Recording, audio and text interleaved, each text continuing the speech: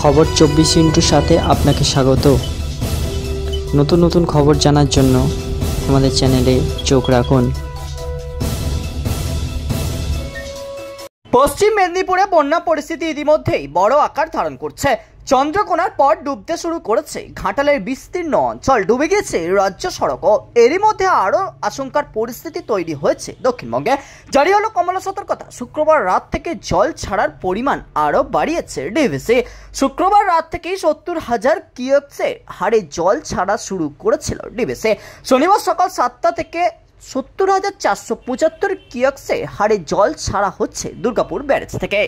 তাই বন্যার কমলা সতর্কতা জারি করেছে ডিভিসি। জানা গেছে ঝাড়খণ্ড লাগোয়া বিহারের উপর দিয়ে দাঁড়িয়ে রয়েছে নিম্নচাপ। তার ফলে ঝাড়খণ্ডের বৃষ্টি এতটাই বেড়ে গিয়েছে যে ডিভিসি বেশি জল ছাড়তে শুরু করেছে।